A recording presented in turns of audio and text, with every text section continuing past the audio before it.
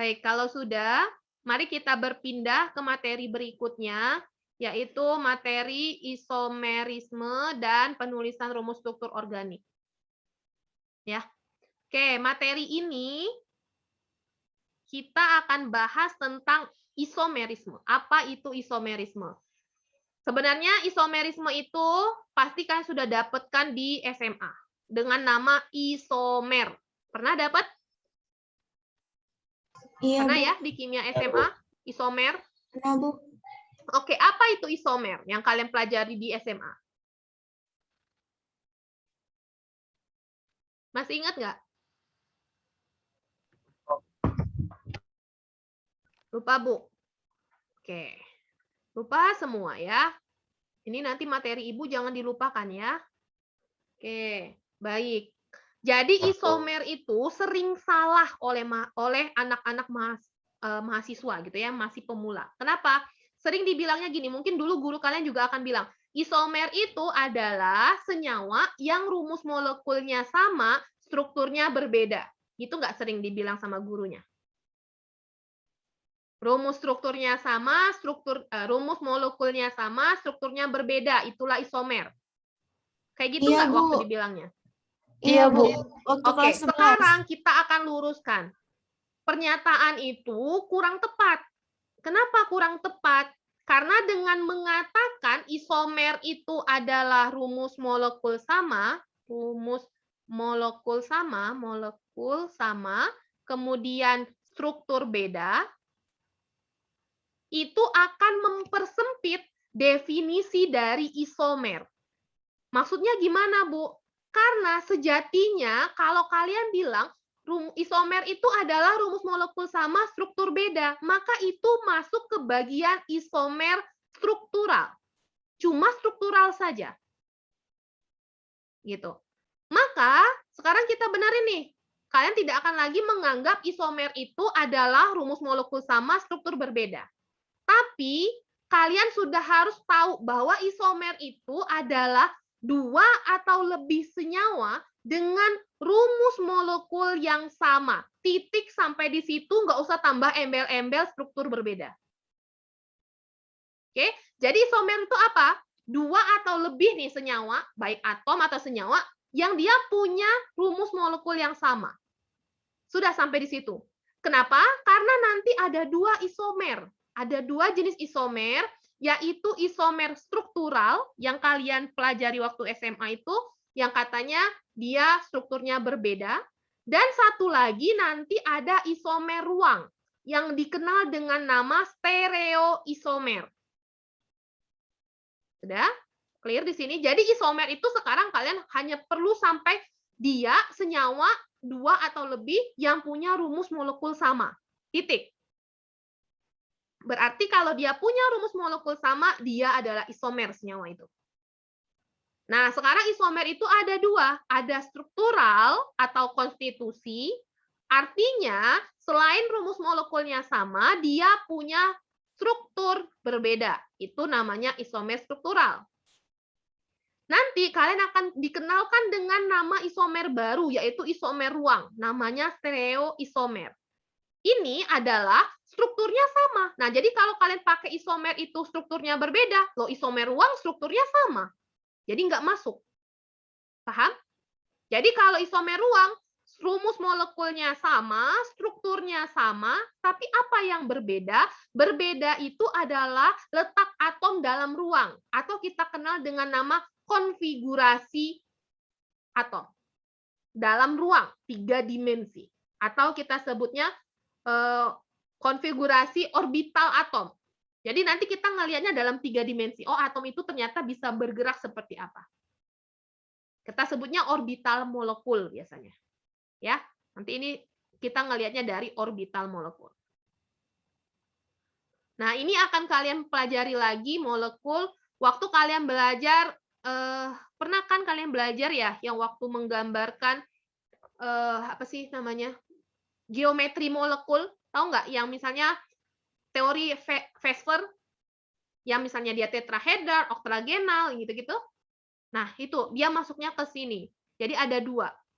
Isomer struktural dan isomer ruang atau stereoisomer. Jadi kalau misalnya nanti kedengaran, yuk kita belajar stereoisomer, berarti itu ngomongin isomer ruang. Ya, jadi kita akan menggambarnya secara 3 dimensi. Oke, clear di sini dulu. Sudah tahu? Jadi besok-besok nggak lagi ya ngomongin isomer itu adalah rumus molekul sama, kemudian strukturnya berbeda. Berarti itu sempit banget, cuma ngomongin isomer struktural. Tapi kalau mau ngomongin isomer secara keseluruhan, dia ada 2. Ada yang struktural dan ruang atau stereoisomer. Maka dia cukup sampai rumus molekul yang sama saja. Pengertian atau definisinya. Oke, nah kalau mau dibagi, ini dia. Jadi tadi kalau kita punya 1 isomer struktural, kemudian kedua isomer ruang atau stereoisomer, nanti ini ada bagian-bagiannya lagi. Dulu waktu SMA kalian udah belajar ini nih, isomer kerangka, isomer posisi, isomer fungsional. Waktu SMA. Sekarang ditambah ada namanya tautomer. Tautomer ini biasanya akan kalian ketemu kalau di kimia organik kedua ya. Nah, tapi di sini nanti kita kenalan aja dulu sama tautomer. Apa itu tautomer? Kemudian kalau stereoisomer atau isomer ruang itu dibagi. Ada yang berdasarkan struktur, gitu ya. Kemudian ada yang berdasarkan kemudahan untuk saling dipertukarkan. Kalau berdasarkan struktur, kita sebutnya enantiomer dan diastereomer. Kemudian kalau berdasarkan untuk kemudahan dia dipertukarkan, itu kita sebutnya sebagai konformer dan isomer konfigurasi atau isomer geometri. Pembahasan kimia organik 1 nanti akan dibatasi hanya pada 1, 2, 3. Tautomer hanya kita singgung karena nanti akan dipelajari lebih lanjut di kimia organik berikutnya. Kemudian enantiomer akan kita pelajari di sini. Kemudian nanti konformer, itu juga kita akan pelajari di sini. Nanti diastereomer, kemudian isomer geometri, ini akan kita singgung saja karena nanti bahasanya di kimia organik lanjutnya. Oke? Tapi ini Ibu kasih dulu agar kalian tidak bingung nanti belajar tiba-tiba belajar isomer geometri. Kemarin apa isomer? Isomer itu apa? Berarti tidak perlu bingung isomer geometri berarti itu mempelajari isomer ruang atau yang kita sebut dengan stereoisomer. Jadi kalau nanti misalnya ada Ibu Suci atau Ibu Damai ngomong, yuk kita ngomong stereoisomernya jadinya apa? Nah, itu kalian udah bisa kebayang. Oh, berarti yang ruang yang ditanya. Gitu ya. Maka ada enantiomer, kemudian ada konformer. Konformernya mana gitu ya? Nanti kita pelajari satu-satu di sini. Oke. Oke, kalau sudah bisa memahami ini, selanjutnya kita bahas satu-satu dulu. Ini yang pertama, isomer kerangka. Kita bahas isomer struktural dulu ya. Isomer kerangka. Untuk bisa memahami ini, gampangnya isomer kerangka itu intinya dia berbeda pada kerangka induk. Atau kalian dulu belajarnya ngomongnya rantai induk. Jadi rantai induknya berbeda, rumus molekulnya sama, itulah dia isomer kerangka. Oke, contohnya Ibu punya ini. Kalian sudah tata nama belum ya? Waktu SMA kan ada belajar alkana ya.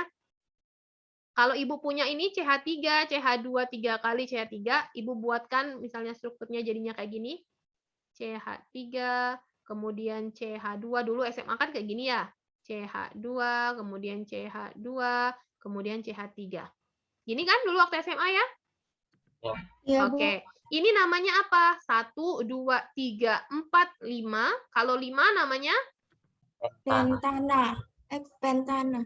Metana, etana, propana, butana, pentana. Berarti kalau 5 ini kita sebutnya pentana.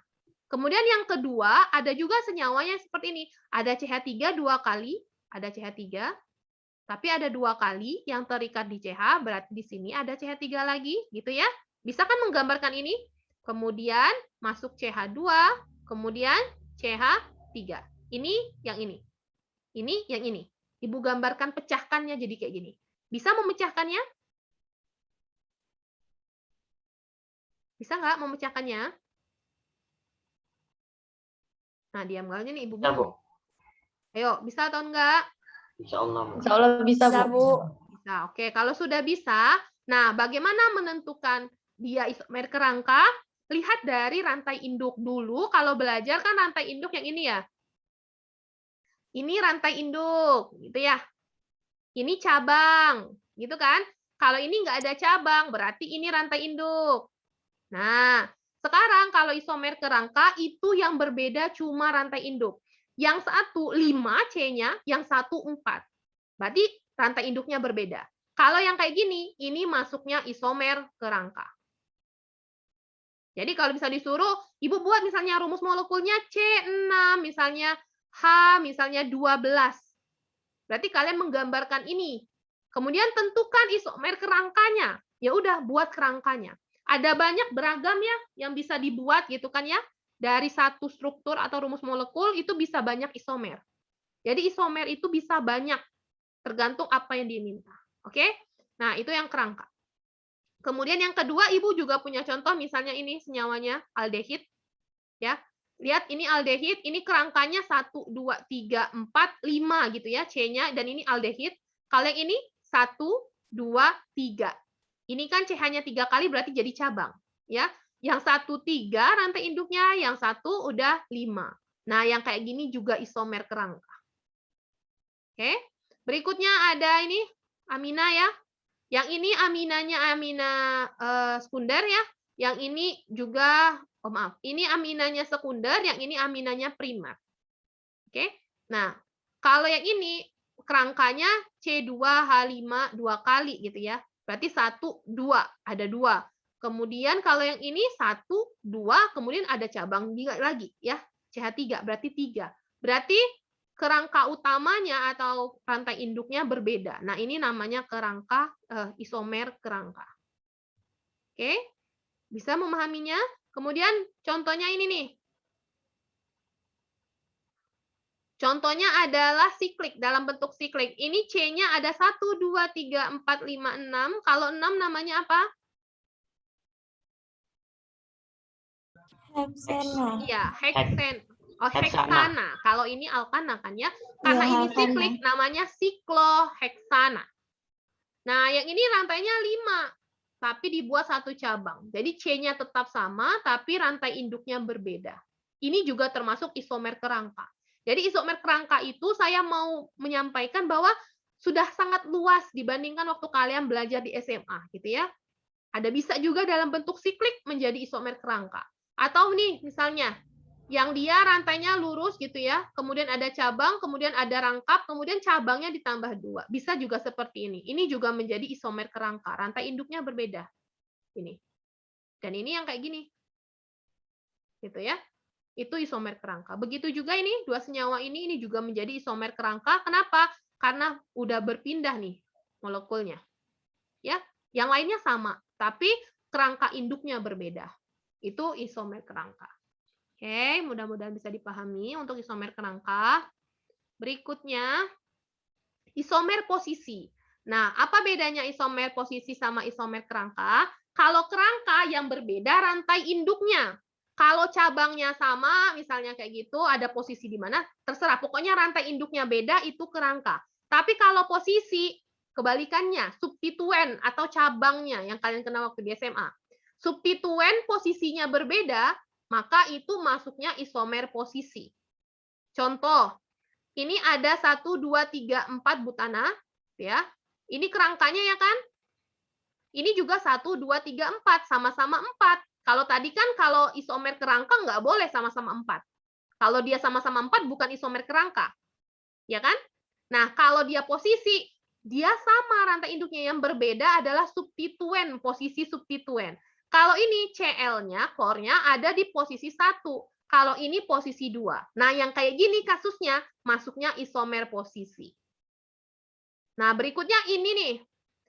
Ini posisinya di sini metil, di sini OH-nya. Ini kita sebutnya para posisinya. Kalau ini OH-nya, ini metilnya. Ya kan berbeda. Ini dalam bentuk orto. Ya, ini orto, ini para. Nah, yang seperti ini. Tapi yang lainnya sama? Sama. Substituennya apa sama? Sama gitu ya. Kerangkanya sama nggak? Sama. Posisinya aja yang berbeda. Begitu juga ini amina. Dalam sikliknya ini sama kan semua kerangkanya. Tinggal posisi ininya yang berbeda. Dibalik doang gitu ya. Maaf, yang ini maksud saya. Nah, ini berbeda balik ke bawah, berbeda lagi. Dan ini masuknya isomer posisi. Jangan terbalik-balik antara posisi dan kerangka. Kalau posisi, kerangkanya harus sama dulu. Substituennya yang berbeda. Kalau kerangka, memang udah kerangkanya yang berbeda. Substituennya mau berbeda, terserah gitu ya. Oke. Oke, itu posisi dan kerangka. Lanjut. Sekarang isomer fungsional atau dikenal metamer. Nah, saya ingin memberikan nama baru untuk kalian. Jadi kalau nanti dosen-dosen kalian ngomong metamer, kalian sudah tahu itu adalah isomer fungsional. Misalnya metamer dari senyawa ini, nah itu berarti fungsional.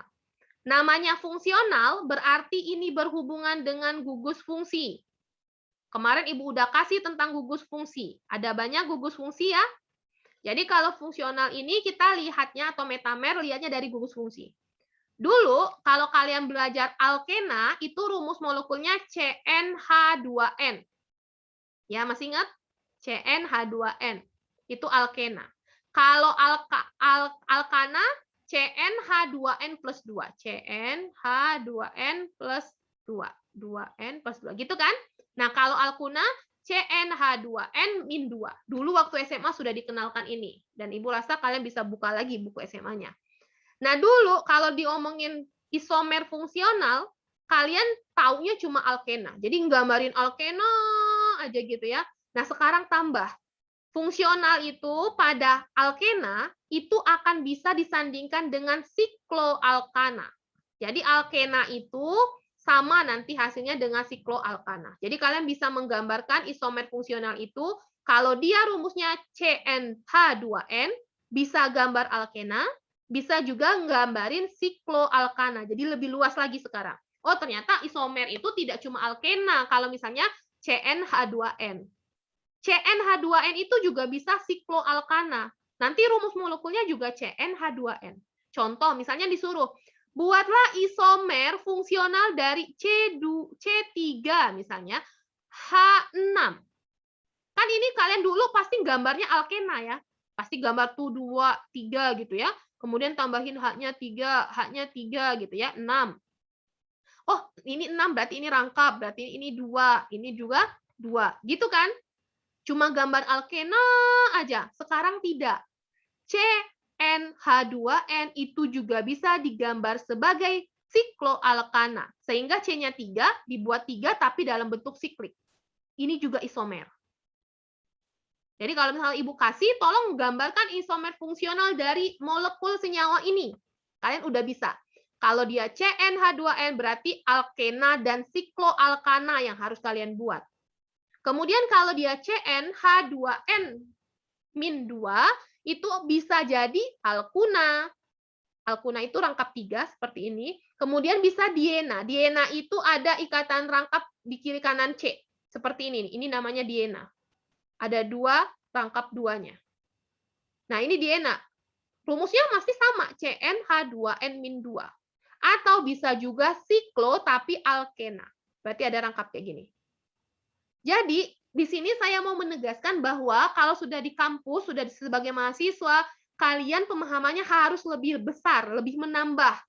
Oh, ternyata dulu yang taunya CnH2n-2 itu cuma alkuna doang. Nah, sekarang udah beda. Oh, ternyata bukan cuma alkuna, bisa juga sikloalkena, bisa juga diena. Gitu. Ya, jadi banyak.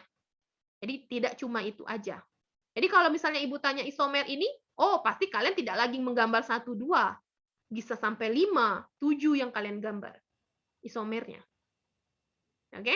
Karena sangat banyak sekali. Nah, lanjut. Itu isomer fungsional, yang berbeda itu adalah gugus fungsi. Ya, ingat yang berbeda adalah gugus fungsi. Di mana Bu gugus fungsinya? Contohnya CnH2n. Ini ada rangkap gugus fungsinya. Yang ini tidak ada. Berarti beda gugus fungsi. Yang ini rangkapnya 3. Yang ini rangkapnya 2. Yang ini 2 buah rangkapnya atau diena. Beda gugus fungsi. Oke, jadi kalau fungsional atau metamer itu yang berbedanya gugus fungsi. Rumus molekulnya sama. Oke, berikutnya Bisa juga isomer fungsional itu CnH2n plus 2O yang dulu kalian kenal dengan alkohol dan eter. Alkohol dan eter itu pasangannya rumusnya pasti sama kayak gini. Contohnya ini etanol dan ini adalah metoksimetil. Oke, jadi ini dengan ini rumusnya pasti sama nih, CnH2n plus 2O. Tapi dia punya gugus fungsi yang berbeda. Kalau ini gugus fungsi hidroksil atau alkohol, yang ini gugus fungsinya eter. Nah, menyambung materi kita sebelumnya, karena perbedaan gugus fungsi ini, maka beda juga ikatannya, sehingga menyebabkan sifat fisik dan sifat kimia dari alkohol dan eter, walaupun rumus molekulnya sama, sifat fisik dan kimianya berbeda. Kalau yang etanol cairan, dalam bentuk cairan tidak berwarna. Tapi kalau eter, dia gas. Sifat fisiknya. Kemudian sifat kimianya, kalau dia etanol, dia bereaksi dengan logam Na, menghasilkan gas H2. Tapi kalau eter, tidak bereaksi. Nah, itulah yang menyebabkan perbedaan-perbedaan itu. Isomer fungsional berikutnya adalah CnH2nO2, atau kalian kenal dengan asam karboksilat. Asam karboksilat dulu dipasangkan dengan ester. Tapi sekarang ada tambahan yang harus kalian ketahui. CnH2nO2 itu juga bisa merupakan aldehid dan keton gugus fungsinya. Atau alkohol dan eter jadi satu dalam senyawa. Contohnya bagaimana? Ini asam karboksilat. C-nya 3 gitu ya. Kemudian ini kalau dia ester, lihat di sini. Nah, ini ada aldehid sama keton. Ini adalah aldehidnya. Yang ini ada keton dalam satu senyawa. Dan ini bisa menjadi isomer fungsional dari CnH2nO2.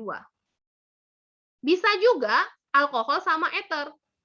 Jadi ini eter, kemudian maaf, ini eter dan ini alkoholnya. Ini bukan alkohol ini ya. Oh maaf, ini berarti salah nih strukturnya ya. Ini eter, jadi eternya O, berarti ini OH. Oke, hapus dulu. Ini strukturnya berarti OH harusnya ya. OH, ini salah di sini. Oke, oh bisa juga digambarkan seperti itu. Sama. Oke, seperti itu. Jadi ada tambahan untuk kalian, dan itu harus kalian ketahui. Isomer berikutnya ada aldehid sama keton yang rumus molekulnya adalah CnH2nO. Jadi kalau dulu aldehid, keton, sekarang ada tambahan. Bisa juga dalam satu senyawa ada alkohol dan eter, itu rumusnya pasti jadi ini juga. Bisa juga ada yang tidak jenuh tapi siklik juga rumus molekulnya ini. Contohnya ini senyawanya, ini rumus molekulnya sama-sama C-nya 3 gitu ya. Ini C-nya juga 3. Kan? Dan ini dia berubah nih. Ini C-nya juga 3, tapi dia adalah alkohol sama yang namanya ada rangkap 2 atau yang tak jenuh di sini. Ini juga alkohol rangkap 2, tak jenuh. Ini siklik dalam bentuk siklik, kemudian ada alkohol. Kemudian ini ada eter dalam siklik. Ya.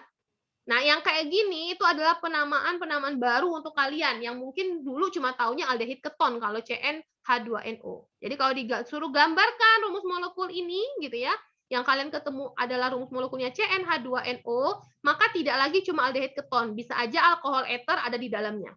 Jadi isomer itu ada sangat banyak. Nah, sekarang ada yang terakhir tautomer dari isomer kerangka ya. Oh, maaf, isomer struktural. Jadi yang terakhir itu isomer struktural adalah tautomer. Apa itu tautomer? Saya akan kenalkan saja. Jadi kalau tautomer itu yang berbeda adalah posisi proton. Posisi proton itu adalah posisi H plus-nya atau hidrogennya. Dan ikatan rangkap itu aja yang berbeda. Jadi ada proton H plus dengan ikatan rangkap itu disebut tautomer. Nanti di organik lanjut kalau nggak salah saya, kalian akan belajar yang namanya reaksi tautomer. Namanya tautomerisasi. Jadi kalian harus tahu dulu apa itu tautomer. Saya hanya memberikan sekilas untuk info kalian sehingga kalian nanti tahu, oh kalau tautomer itu posisi proton. Makanya nanti kalau reaksi tautomerisasi makainya H alfa gitu ya. Makainya protonnya. gitu. Itu ada hubungannya. Jadi ada ikatan rangkap dan proton berbeda posisi. Nah, itu menjadi tautomer. Contohnya adalah keto dan enol. Makanya nanti ada reaksi keto enol gitu ya. Nah, itu akan kalian pelajari di organik berikutnya. Ini kenalan saja. Oke, sampai di sini dulu isomer struktural ada yang ditanyakan. Jadi ada 4 isomer struktural. Yang pertama kerangka, rantai induknya saja gitu ya yang sama. Kemudian isomer posisi, artinya rangkai induknya sama tapi posisi-posisi substituennya yang berbeda. Yang ketiga adalah isomer fungsional, artinya gugus fungsinya yang berbeda, rumus molekulnya sama. Dan terakhir adalah tautomer. Yang berbeda adalah posisi proton dan ikatan rangkap pada strukturnya. Oke, biar paham, maka kita harus latihan dulu gitu ya. Tapi sebelum latihan, ada satu yang harus saya jelaskan agar kalian bisa menggambarkan dengan baik senyawa hidrokarbon atau senyawa organik. Pertama, kita akan belajar penulisan rumus struktur yang benar dari kimia karbon atau kimia organik. Yaitu apa saja? Jadi kimia organik itu bisa dituliskan dalam bentuk rumus struktur lengkap, yang mana artinya semua ikatan digambarkan semua, tanpa terkecuali. Contohnya kita punya normal pentana. Kalau nanti kalian ketemu N-nya itu N kecil ya, maaf. N kecil misalnya N-heksan. Berarti artinya itu normal heksana. Normal heksana itu artinya dia rantai lurus.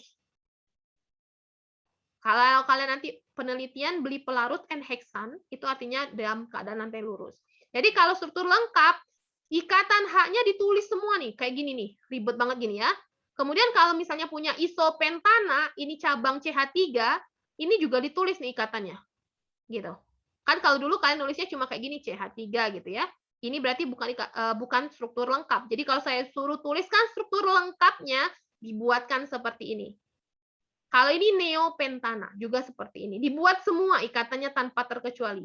Nah, masalahnya menggambarkan struktur lengkap dalam organik yang punya molekul besar, itu biasanya agak sulit. Contohnya isopentana. Isopentana ini cabangnya akhirnya harus ditarik lebih panjang. Padahal ikatan C dengan C itu kan sama dengan C dengan ini. Seharusnya juga pendek kayak gini. Tapi terpaksa ditarik ke bawah gitu ya untuk menggambarkannya. Kenapa? Karena kalau dibuat sama maka tumpang tindih. Nah, itulah kekurangan dari isomer struktur yang lengkap. Makanya dalam organik nanti ada lagi kalian kenal, tapi kalian harus tahu aja ini struktur lengkap. Jadi kalau digambarkan kayak gini, oh ini struktur lengkap. Nah, yang kedua itu ada yang namanya struktur singkat. Jadi kalau menggambarkan organik itu selain struktur lengkap kayak tadi yang digambarkan semua, bisa juga struktur singkat. Struktur singkat itu digambarkan ikatannya atau bisa disebut juga struktur mampat. Jadi kalau dosen-dosen kalian bilang, yuk coba gambarkan C2H5 struktur mampatnya, maka gambarnya kayak gini. Ya, jadi ini nggak ada ditulis ikatannya. Kalau tadi kan ditulis nih ikatannya ya. Nah, ini kan ditulis ikatan-ikatannya, digambarkan. Kalau ini enggak. Jadi dia dimampatkan, langsung dempet aja. Pasti kalian udah sering ketemu ya di buku organik, di buku kimia kalian waktu SMA. Jadi dibuat mampat. Nah, tapi perhatikan aturan membuat mampat atau mempersingkat struktur organik itu tidak sembarang. Contoh, kalau kalian mau mempersingkat ini, tuh 2, 3, 4, 5, heksana ini, gitu ya.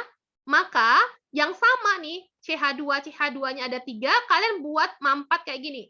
Jadi CH2 3 kali. Oke, boleh. Tapi hati-hati, tidak bisa kalian buat, misal ada etana. Kan kalian sering tuh, C2H5.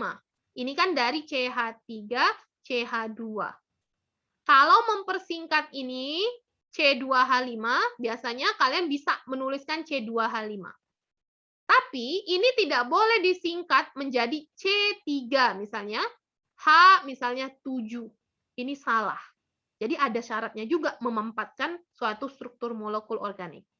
Oke? Jadi yang bisa itu cuma metil, kemudian etil. Ya. Jadi sekarang contoh yang berikutnya. Ini ada cabang di sini. Kalian bisa mampatkan biar jadi lurus, maka CH3 2 kali karena ada 2. Kemudian CH, CH2, CH3. Berikutnya juga ini. Ini bisa CH3-nya ada 4, maka CH3 4 kali C. Ini boleh. Jadi kalau saya punya soal, gambarkan struktur lengkap, struktur mampat atau singkat dari senyawa berikut, maka digambarkan seperti ini. Ya, kalau dia mau menggambarkan, misal Bu, boleh nggak Bu? Kami mau menggambarkan ini misalnya jadinya etil CH2 gitu ya. C5 C2H5 gitu. Kemudian CH2, CH2, CH3 boleh. Sampai C2H5 saja. Tapi jangan sampai C3. Itu tidak boleh, melanggar aturan untuk menuliskan rumus struktur organik. Berikutnya, rumus garis. Ke depan, yang paling akan sering kalian temui di kimia organik adalah rumus garis. Oke. Nah, mahasiswa sering salah menggambarkan rumus garis. Jadi, aturan menggambarkan rumus garis, ikatan karbon-karbon itu dibuat runcing atau bertekuk seperti ini, zigzag. Jadi, ikatan karbon ini C, C. Ini C, ini C, ini C. Jadi, karbon-karbon itu digambarkan zigzag. 1, 2, 3 gitu. Nggak boleh digambarkan lurus. Lurus kayak gini ada 5 karbon. Salah. Jadi, memang penggambarannya harus zigzag. Dan ini sering salah di organik. Anak-anak sering kesulitan menggambarkan rumus molekul ke dalam rumus garis. Oke. Kemudian cabang juga harus dibuat seperti ini. Dia dalam bentuk tetrahedral. Jadi lurus. Begitu juga kalau dia C-nya kemudian mengikat 4 metil, maka dibuat seperti ini. Jadi kalau Ibu gambarkan kayak gini, kalian udah tahu ini berarti C, ini berarti CH3, ini berarti CH3, ini berarti CH3, ini berarti CH3. Kalau Ibu gambarkan kayak gini, berarti ini adalah CH3 ada di sini, CH3 ada di sini, kemudian ada CH3 di sini juga CH3. Di sini C-nya udah ada 3, berarti ini tinggal CH. Ini C-nya ada 2, berarti ini CH2. Aslinya strukturnya seperti ini. Tapi penggambarannya dibuat garis. Bisa menggambarkan dari garis ke rumus lengkapnya atau rumus mampatnya seperti ini ya. Oke, kalau ini berarti Bu, ini CH3. Kemudian ini kan ada 2 tangannya, tinggal tambah 2H lagi. Ini juga CH2, ini juga CH2, berarti ini CH3. Dan menggambarinya harus seperti ini. Oke, sudah 3 yang saya jelaskan tentang menggambar rumus struktur organik. Oke, contohnya adalah ini. Jadi, saya punya senyawa, misalnya, ini adalah C3, gitu ya. Kemudian H-nya ada 1, 2, 3, 4, 5, 6. Kemudian Cl2. Oke, nah ini dia dikloropropana. Dikloropropana ini 2,2 kloropropana ya. Jadi kalau ini disuruh ini kan dalam bentuk struktur lengkap, kemudian dirubah ke struktur mampat, maka jadinya kayak gini. Atau kayak gini. Bisa dua-dua. Kalau disuruh ke rumus struktur garis, maka seperti ini muncul. Oke, jadi bisa merubah. Kebalikannya, kalau saya memberikan contoh yang garis, kemudian rubah ke struktur lengkap, maka seperti ini bentuknya. Kalian harus bisa membolak-balik itu dari struktur lengkap ke struktur garis ke struktur lengkap. Nah, sebelum slide-slide ini, saya sudah memberikan banyak contoh gitu ya, kalau untuk menggambarkan struktur yang benar. Ini contoh struktur garis. Nah, sebenarnya yang perlu diperhatikan adalah satu. Ketika menggambarkan struktur garis, kalau dia rangkap, kalian buatnya kayak gini. Jadi kalau dia C-nya cuma C aja, maka kan berbelok. Atau dia berbentuk zigzag menggambarnya. Kalau dia rangkap juga zigzag. Tapi perhatikan, kalau dia rangkap 3, dibuat lurus. Jadi kalau soal saya nanti ada yang alkuna, maka tidak dibuat belok. Dibuatnya tidak seperti ini. 1, 2, 3. Salah. Dibuatnya lurus. Jadi menggambarkan struktur garis juga ada aturan khusus. Ketika menggambarkan rangkap 3 digambarkan dengan garis lurus. Contoh lain adalah ini. Ini rangkap 3 tidak Ibu bengkokkan jadi kayak gini. tapi ini lurus. Perhatikan di situ. Kemudian menggambar struktur garis juga ada sedikit perbedaannya. Kadang-kadang kalian harus ketemu yang kayak gini. Oke. Ini. Di mana memiliki misalnya atom selain karbon. Kalau mempunyai ini kayak gini contohnya, atom selain karbon O, atau kita kenal yang namanya heteroatom. Kalau kalian ketemu ada heteroatom dan kalian menggambarkan dalam garis lurus seperti ini yang tadi, zigzag, maka atom heteroatomnya elektron pasangan elektron bebasnya tetap dituliskan. Sudah, ada beberapa ya yang harus kalian ingat. Kalau dia rangkap 3, kalau menggambarkan garis, itu lurus. Beda dengan yang rangkap 2 dan tidak berangkap gitu ya. Kemudian kalau dia heteroatom, maka elektronnya harus ditulis, pasangan elektron bebasnya. Makanya seperti ini penulisan yang benar. Makanya ini kalau rangkap 2 tetap belok. Oke. Nah, kemudian ini contohnya kalau dia C2H5, C2H5 bisa dituliskan kayak gini. Tapi kalau ini 1, 2, 3 dibuat C3H7 tidak bisa. Ya, tidak pernah ada penulisan C3H7 dalam struktur MAM4. Oke, atau struktur singkat. Begitu juga garis. Nah, satu lagi yang harus kalian ingat adalah terkadang kalau kalian lihat tadi yang saya. Nah, ini juga contoh ya, OH, O-nya dibuat. Hanya tidak gitu. N dibuat juga pasangan elektron bebasnya. Cl dibuat juga. Nah, sekarang perhatikan yang ini. Tadi saya buat yang ini.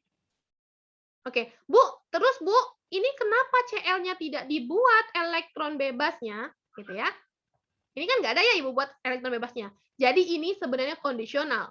Jadi ada beberapa penulisan yang kadang dikondisikan. Gitu ya. Jadi tidak dibuatkan untuk heteroatom. Cuma kita lagi belajar, maka kalau saya suruh buat struktur garis, ketika ada heteroatom, semuanya harus dibuat pasangan elektron bebasnya. Jadi saya akan tahu kalian sudah paham belum pasangan elektron bebasnya tinggal berapa. Oke?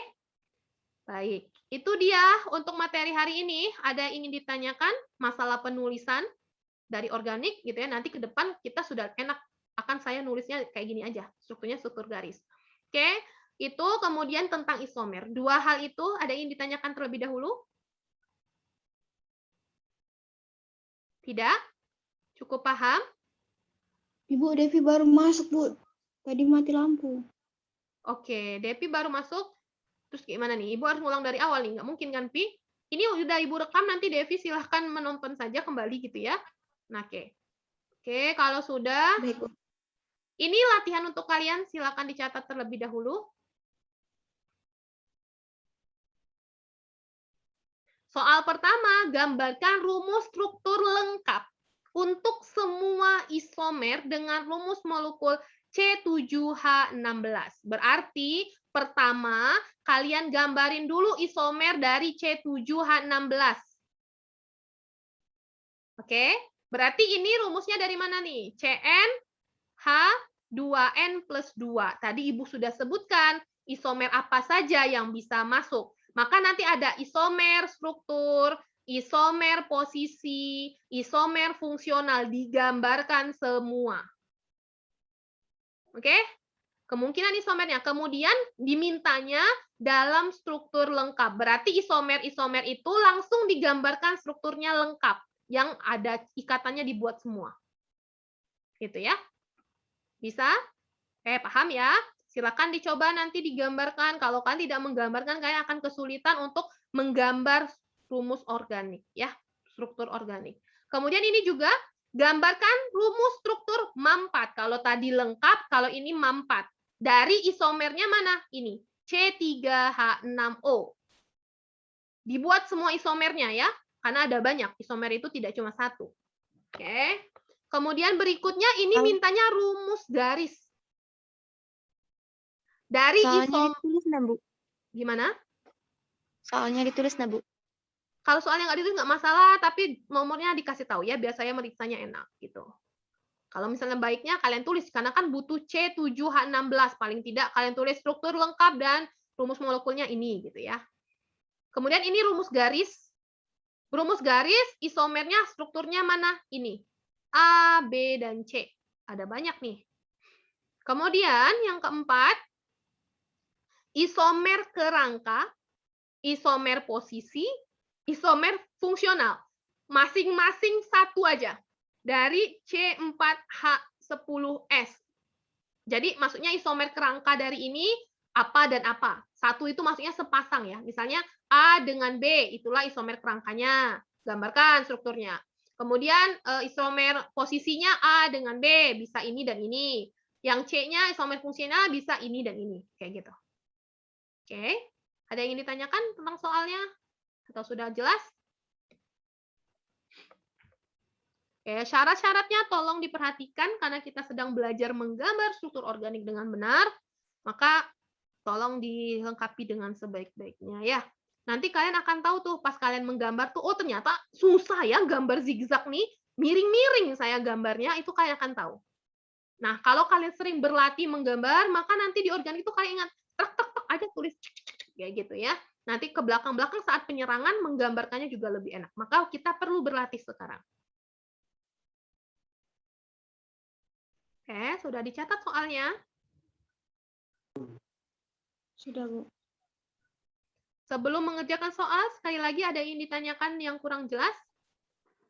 Bu, maksud dari untuk semua isomer itu bagaimana, Bu? Yang mana nih? Untuk semua isomer. Jadi C7H16 ini kan isomernya banyak. Ya kan?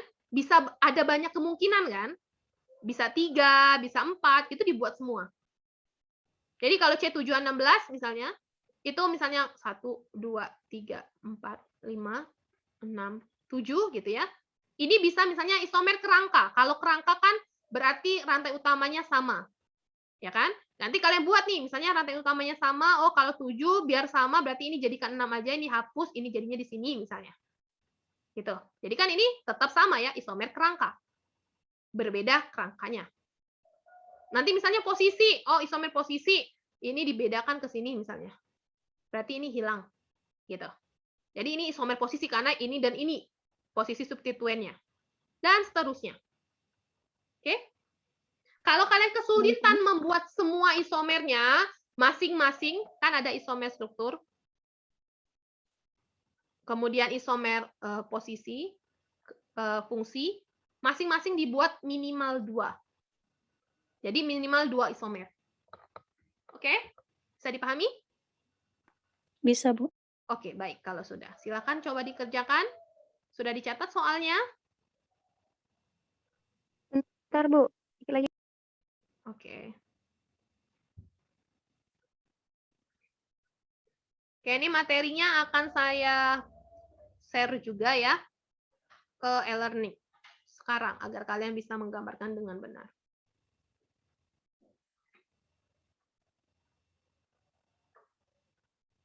Oke. Sudah ditulis soalnya? Screenshot dulu aja, nanti saya share di e-learning. Ya, Bu. Baik. Saya akan kirim langsung sekarang ke e-learning. Kalau sudah,